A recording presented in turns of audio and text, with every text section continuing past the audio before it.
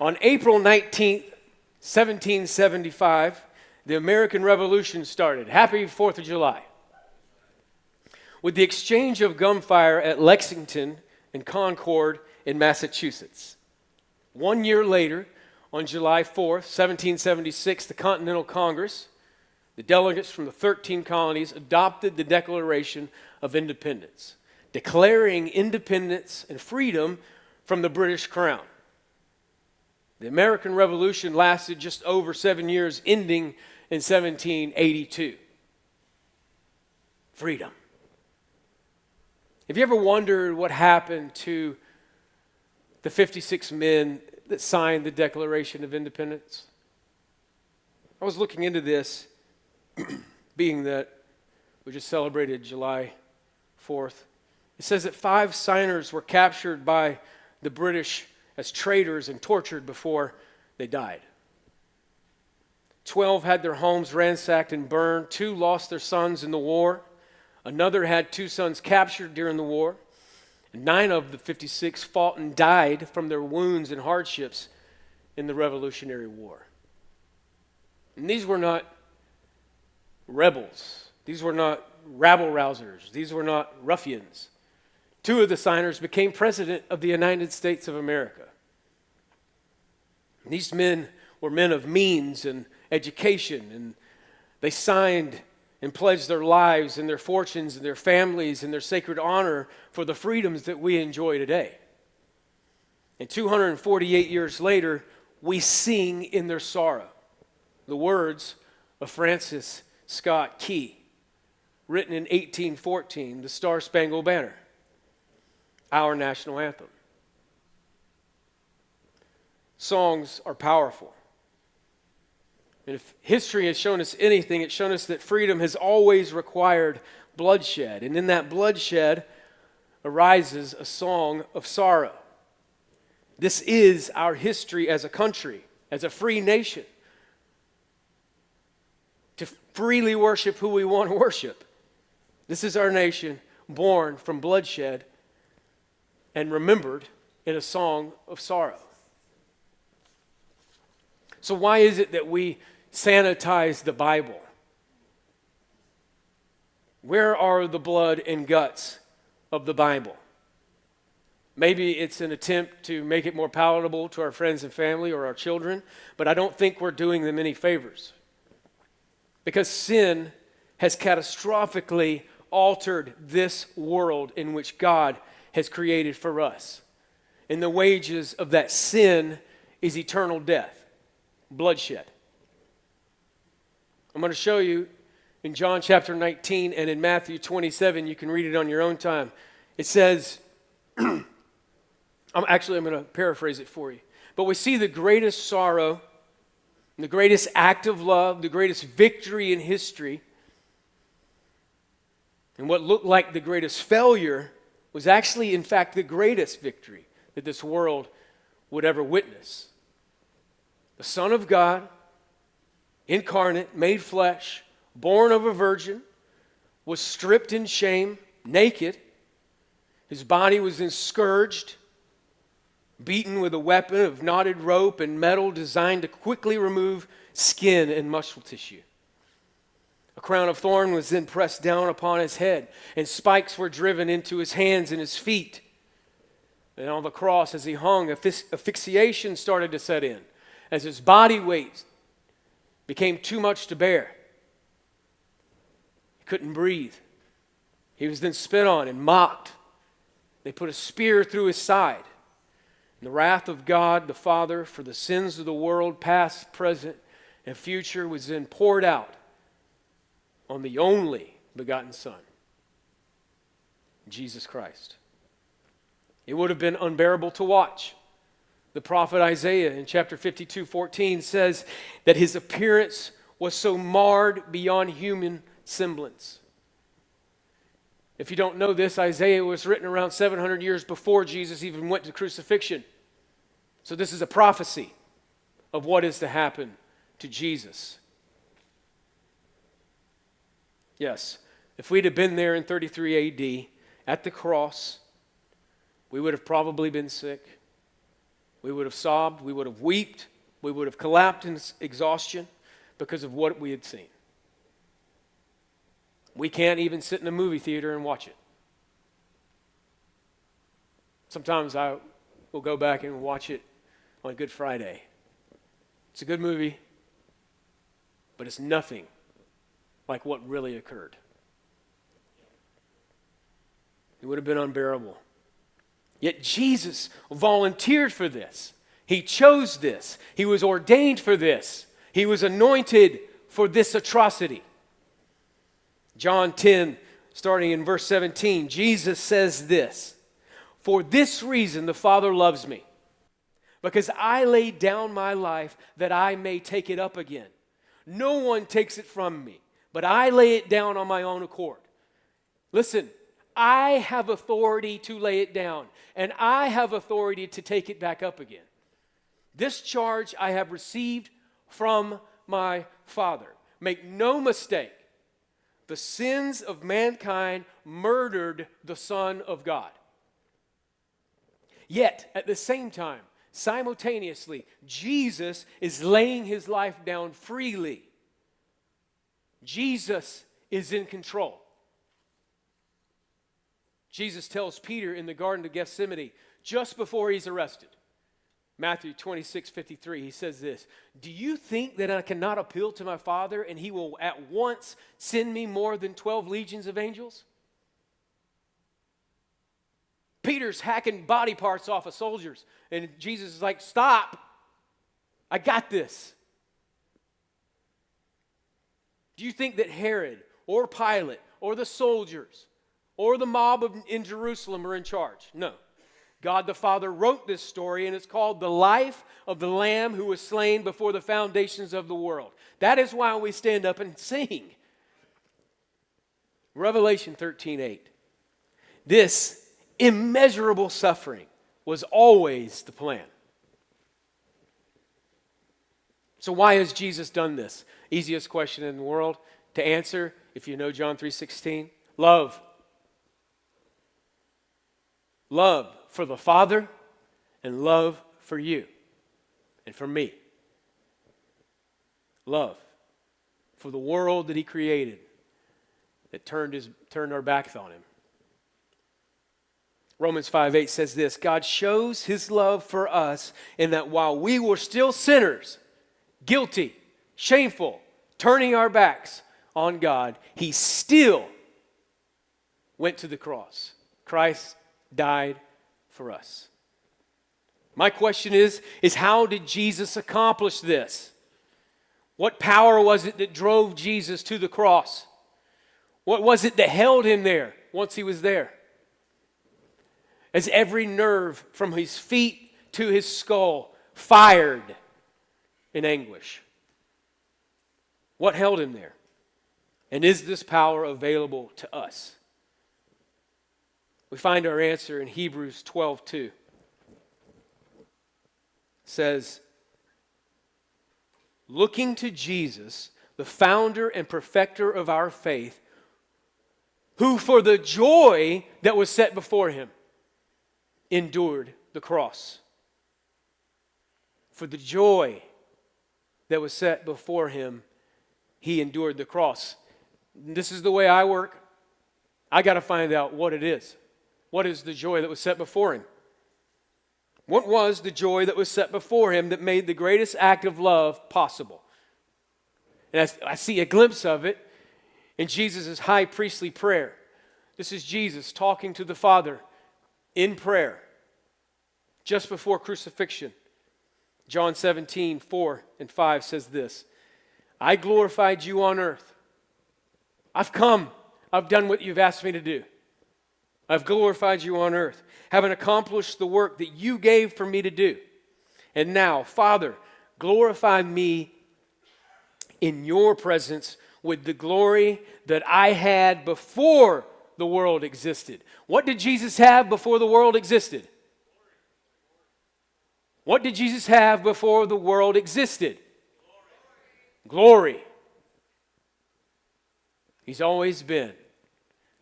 And he's always been glorious. glorify me in your presence with the glory that I had before the world existed. So the joy that was set before Jesus was the hope of his resurrection and glorification. The joy that was set before him was the hope of resurrection and glorification. How do I know this? Let's go to Jesus' words. John 2:9, he says this, destroy this temple and in 3 days I will raise it up. That's resurrection. The Son of Man must suffer many things and be killed, and after 3 days rise again. This is Jesus speaking before his crucifixion. Mark 8:31. That's resurrection.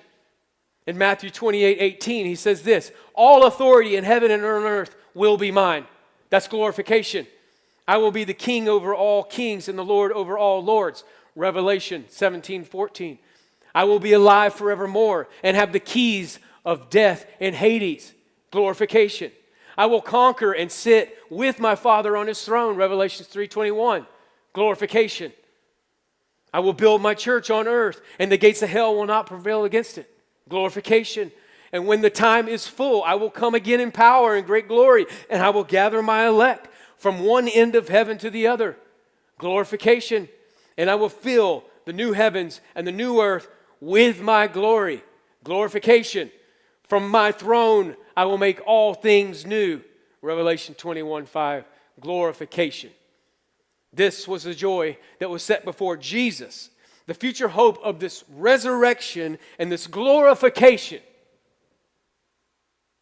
This is what held him to the cross. And 2,000 years later, we sing of his sorrow. We sing of his resurrection. We sing of his glorification. Songs are powerful. Did you know that Jesus sang in his sorrow the night before he was arrested?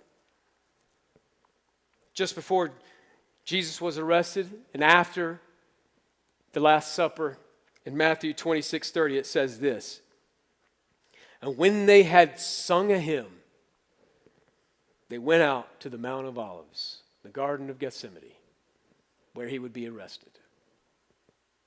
He sang in his sorrow just before crucifixion. The joy that was set before Jesus was the hope of his resurrection and glorification. And Jesus sang through all of it. And the great thing is that Jesus wants his joy to be your joy. How many people in here could use some joy? Yeah. So I'm not the only one. Good, just checking. Let's see what Jesus has to say in John 15:9. As the Father has loved me, so have I loved you. He's talking to the disciples. He's talking to future Christians. He's talking to us. Abide in my love. If you keep my commandments, you will abide in my love, just as I have kept my Father's commandments and abide in his love. These things I have spoken to you, that my joy may be in you, and that your joy may be full. Jesus wants his joy to be our joy. So what does this look like practically? We're going to go to one story in the book of Acts. Acts, the 16th chapter and the 16th verse. You don't mind if I drink from this gigantic glass, do you? I'll edit that part out. My huge Yeti. Stop laughing. Let's get serious again. Acts 16th chapter and the 16th verse. The Apostle Paul is preaching to Philippi. Okay, so Paul and Silas, they're traveling the world. They're telling people about Jesus. Or they're traveling Asia Minor, telling people about Jesus. So they go to Philippi. In verse 16, we pick up, it says, as we were going to the place of prayer, we were met by a slave girl who had a spirit of divination and brought her owners much gain by fortune telling. So here they are, Paul and Silas, they're walking to a place of prayer, and they're met by a woman who is demon possessed. And she's making a whole lot of money for a couple of dudes. This is your run-of-the-mill, like 1-800 call now, Miss Chloe, fortune telling stuff. show me your palm type stuff. She was screaming at Paul and Silas as they were preaching. And it says in verse 17, she followed Paul and us, crying out, "These men are servants of the Most High God who proclaim to you the way of salvation." And what she's saying is true. The way she's doing it is wrong because she has a demonic spirit leading her. And this she kept doing for days. Now, Paul is showing much more restraint than I would have. I would not be able to handle this for days. But it says that she kept doing this for days, and Paul, having become greatly annoyed, there we go, now we're back on my page, greatly annoyed, turned and said to the Spirit, remember, he's speaking to the Spirit, not the woman. There's a lot of people in our lives right now who are being led by other spirits. And instead of speaking to them, maybe we need to start addressing the Spirit. And so Paul turns and says to the Spirit, "I command you in the name of Jesus Christ, come out of her." And it came out that very hour. That's power. That's a whole lot of time in the prayer closet. But when her owners saw that there was no hope of gain, the hope of gain was gone, they seized Paul and Silas and dragged them into the marketplace before the rulers. So now they're in trouble. All these businessmen in the marketplace were okay with Paul and Silas preaching, but now they've gotten a hold of the businessmen's wallets, and they're casting demons out of people, and now we can't tell fortunes. That's probably where the fortune cookie came from.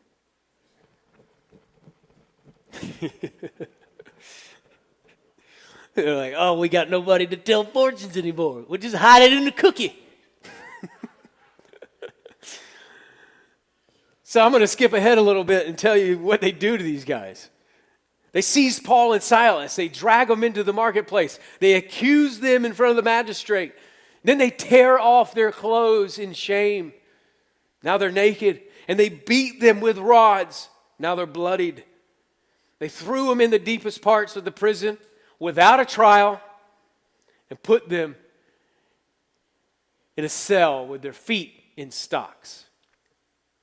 And at this point, I mean, if this is me, I'm going, well, we missed our calling, brother. And Paul and Silas' purpose in Philippi has totally been destroyed. They've gone there to preach the good news of the resurrection of Jesus Christ, and now they find themselves naked, beaten, imprisoned, and shackled. And this could have been a massive missionary failure. They could have thrown their hands in the air, grumbled, complained, and quit. And Paul could have actually just gone another way with it and said, "This is what I deserve. I've been persecuting Christians for as long as I can remember. Now I'm preaching the gospel. This is it. This is what God wanted me to do. I guess he's done with me." But they didn't. And if you know the story, you know what they did. In Acts, the 16th chapter, the 25th verse, we see a song ring out throughout the prison. It says, about midnight, Paul and Silas were praying and singing hymns to God, and the prisoners were listening to them. It's likely that no song or melody had ever been uttered in this prison. Yet here are Paul and Silas at midnight start singing a hymn to God. It says that they sang hymns, not psalms.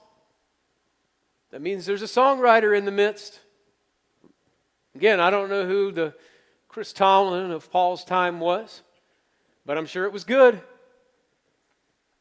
You got to understand, the greatest men in the world are singing in their sorrow. These are the kind of men that understand and acknowledge the supremacy and the sovereignty of our God. These are the kind of people that know that for those who love God, all things work together for good, for those who are called according to his purpose. Romans 8:28. Another thing about this verse that I love is it says that the prisoners were listening to them.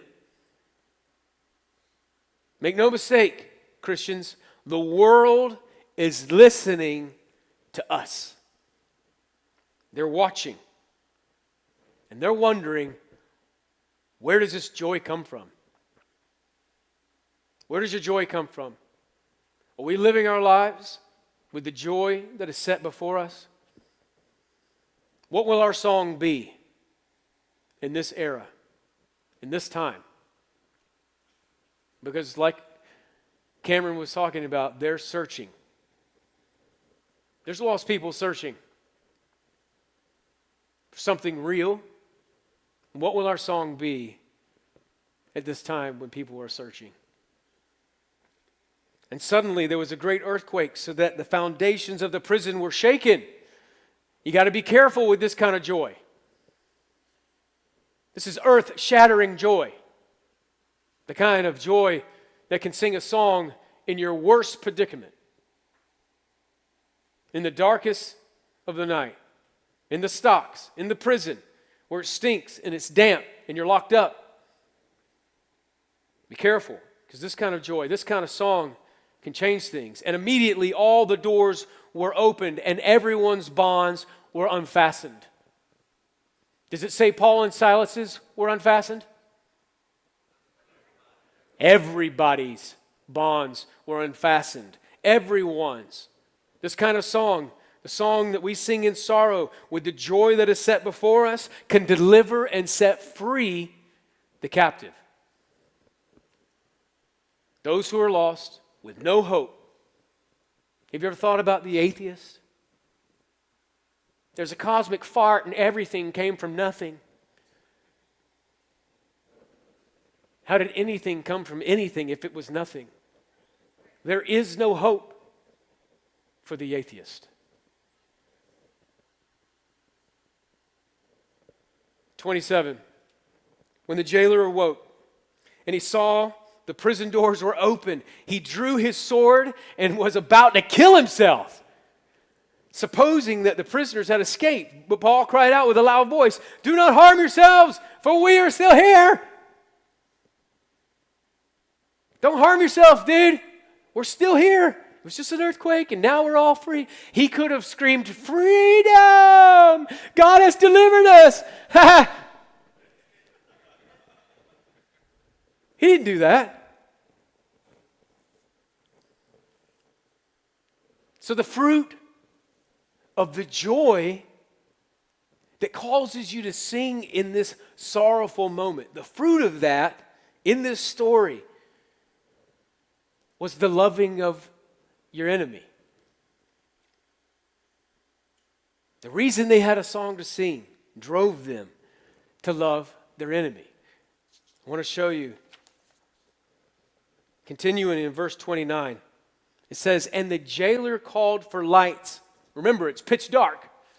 "And rushed in. And trembling with fear, he fell down before Paul and Silas.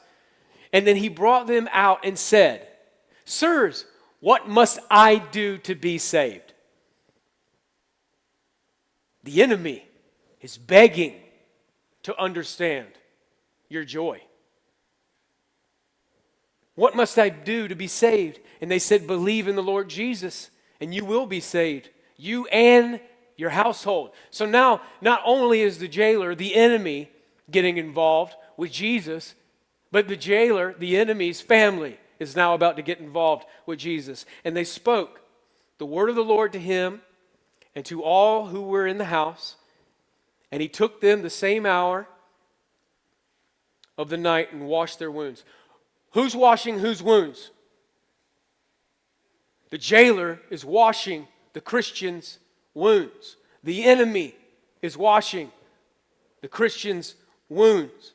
And he was baptized at once. Now the jailer gets baptized. And all of his family. All his family.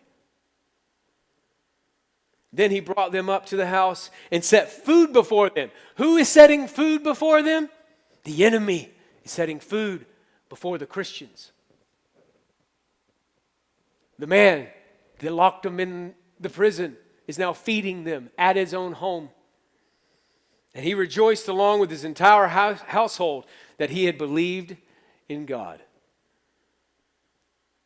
This is the power of a song in sorrow. What power was it that drove Paul and Silas to sing through the sorrow after being accused, beaten, shackled, and imprisoned. The joy that was set before Paul and Silas was the same joy that was set before Jesus. It was a hope in the resurrection and glorification. I'm going to show it to you. Just a few more verses. Acts 23:6. Paul has been brought in front of the Jews in Jerusalem, and Paul proclaims why he endured persecution. He says, "It is with respect to the hope and the resurrection of the dead that I am on trial." In 1 John 3:2, I love this verse, but you got to listen closely and you got to pay attention and walk along with me through these words. It says, "Beloved, we are God's children now, and what we will be has not yet appeared." What we will be has not yet appeared. Resurrection and glorification. Whether it be in life and death, or whether it be when Jesus returns. Resurrection and glorification. Continuing, it says, "But we know that when he appears, we shall be made like him, who has already received resurrection and glorification. Because we shall see him as he is, resurrected and glorified." We have a hope and a promise of resurrection and glorification, and the world does not. This is the joy that is set before us.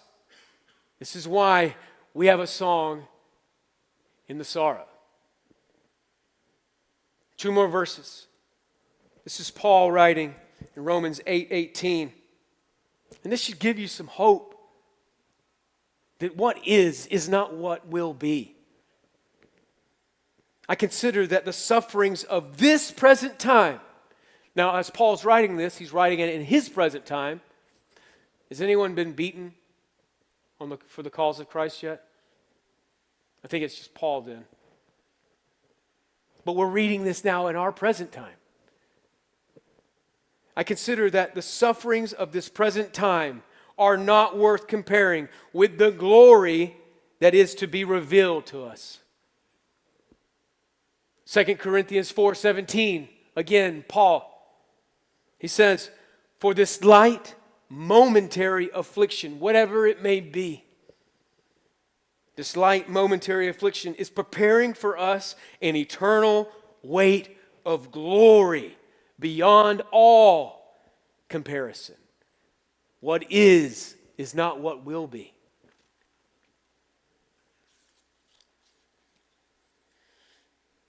I can promise you this, church, you will suffer. But I can also promise you this: the wrath of God will not ever be poured out on you if you're a child of God. And the Father will never turn his eyes away from you like he did his own Son for taking on the sins of the world. What was incorruptible became corruptible for you and for me. Paul says in 2 Corinthians 6 that we live sorrowful, yet always rejoicing. Are we living with the joy that is set before us in view? Is that how we do our day-to-day? Live in the hope of resurrection and glorification. If we do, nothing can stop us from singing. No situation, no sorrow, no pain, no shame, not even death can stop us from singing in our sorrows. Well, that's the end of our online experience, but listen, your journey is not over. We believe that God has a purpose, a plan, and a destiny just for you. And we've put together some resources here on our YouTube channel that we believe will help you step into that future He has for you. So take a moment, look around, let us know what you think, And if you have a prayer request, please send it to info@activationonline.org, because we would love to pray with you. Well, until next week, have a wonderful day.